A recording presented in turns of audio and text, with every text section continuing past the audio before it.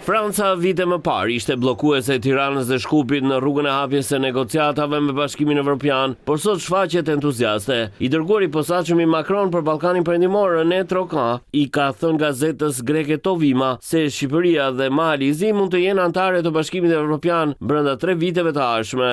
Zgjerimi është një përparësi për Francën dhe unë mendoj për të gjithë Bashkimin Evropian. Është normale që disa shtete të ecin me një ritëm më të shpejt. Do të thoja se Malizi dhe Shqipëria janë përpara në këtë proces. Janë relativisht afër integrimit të plot. Sipas një vlerësimi optimist, kjo do ndodh brenda 3 viteve të ardhshme.